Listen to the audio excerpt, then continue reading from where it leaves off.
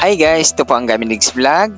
Ipapakita natin na ating pagre-repack ng sweet beans mula umpisa hanggang pagre-repack at pag-hit sealer hanggang sa pagdi-display natin at ilalagay lang natin ito sa carton. Guys, ito panoorin natin ang ating pagre-repack nitong sweet beans. Ang re-repackin natin ngayon guys, sweet beans. Ang 700 grams ng sweet beans ngayong January 2025,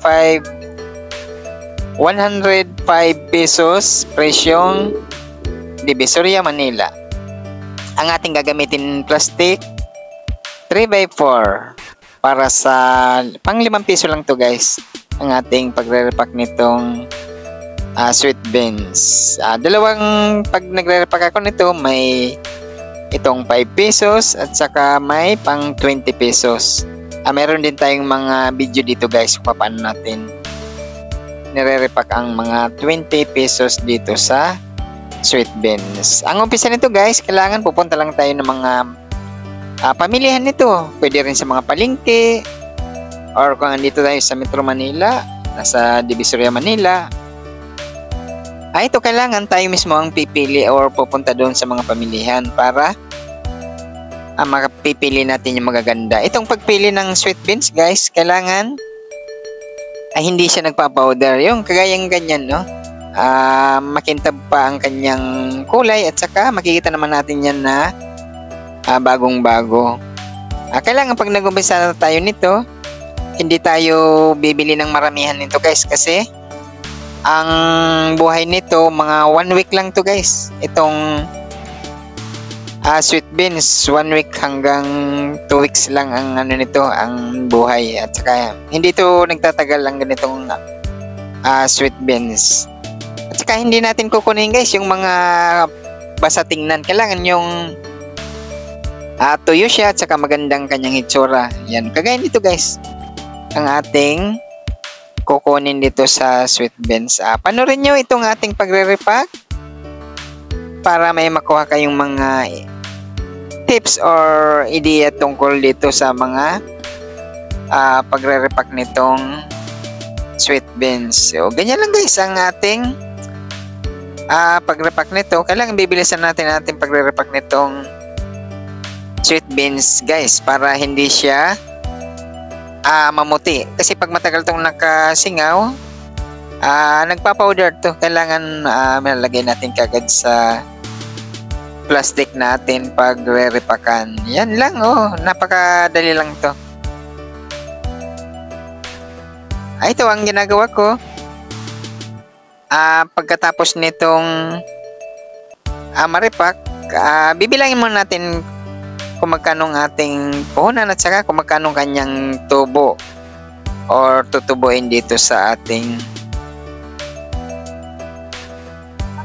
sweet beans na re-repackin. Ito guys, ang timbang nito pag pupunta kayo sa mga pamilihan, 700 grams lang to. Hindi to eksaktong 1 kilo. Ganyan ang mga pagkakabalot sa kanya nitong sweet beans guys. Ito napakadali lang to gawin guys. Ito yan pagre-repack nito. Tsatsansay lang natin. At bago naman natin to hit sealer, kailangan bibilangin mo natin kung magkano ating gustong tubo or kung magkano ating gustong presyo dito sa pagbebenta nitong sweet beans. Ganyan lang guys ang mas maganda tayo gagamit tayo ng hit sealer. Yan ganyan para magandang kanyang pagkakasara at saka maganda tingnan pagka in-stapler. Ako in-stapler ko sa karton guys. Yung karton ng cake doon natin to din i-display. Nasa sa inyo guys kung gusto nyo rin i-display to sa basket lang. Nasa sa inyo na yan kung paano siya mabibili ng ating mga kaubayan. Sa akin din, in-stapler ko siya sa karton para pag isinabit natin, kitang-kita sa labas ng ating mga kababayan or ating mga customer na bibili nito. Ganun lang kadali to gawin guys. Yan panoorin nyo lang kung paano natin ito ito sa ating pagsisild, at saka pagkatapos nito, doon naman tayo sa pagsasabit sa kanya sa karton. Saka pwede nyo rin gawin yan kung paano natin to nire-repack itong sweet beans, at saka hanggang sa dulo ng ating video, at may pakita natin guys na maganda to tingnan pagka nailagay na dito sa display natin or sa karton natin sasabitan. Yan lang. Panoorin natin guys itong ating pagre-repack.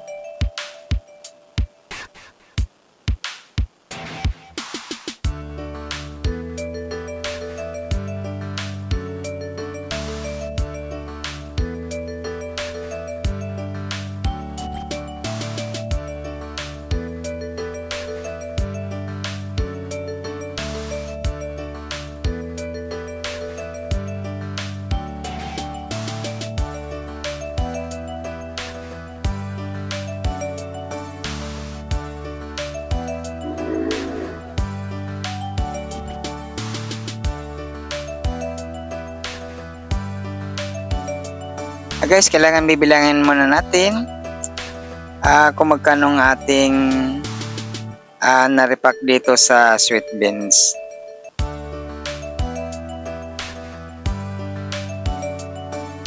Yan guys ang ating puhunan natin dito 210, at yan ang ating na-repack na guys. Yan, no? Yan lang ating paglalagyan, no? Karton lang yan ng cake. Yan. Tsaka pag stapler natin, ganyan lang, magkabilang gilid natin yan stapler.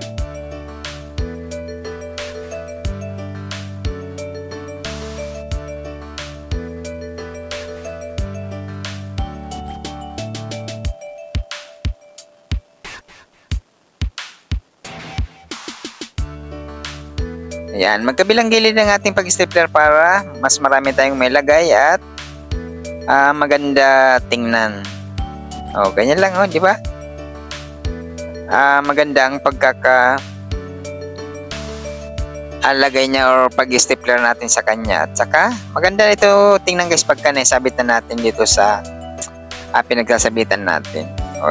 Naglalagay lang ako ng pako na ating pagsasabitan, at saka depende na sa inyo guys kung paano ninyo gagawin ng pagsasabitan at na magkadikit-dikit sila at saka maganda tingnan.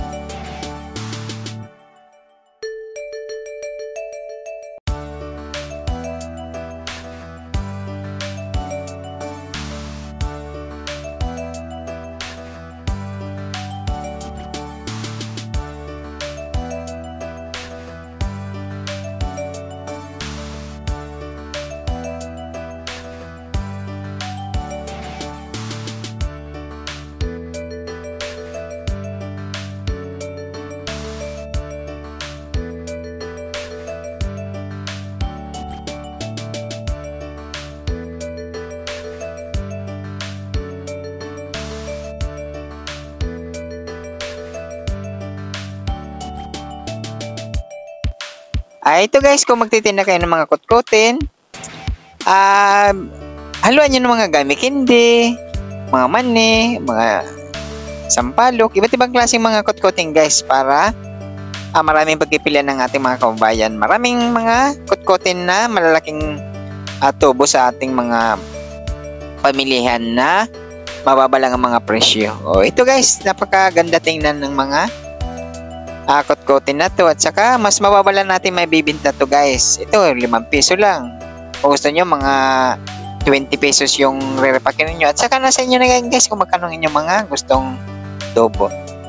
Guys, nagpapasalamat ang Gamindix Vlog sa lahat ng mga subscribers at lahat ng mga nanonood sa mga video ng Gamindix Vlog. Thank you guys. Kung magustuhan nyo mga ganitong klaseng video, please subscribe at gawin nyo din para lahat tayo ay kumita. Thank you guys. Thank you.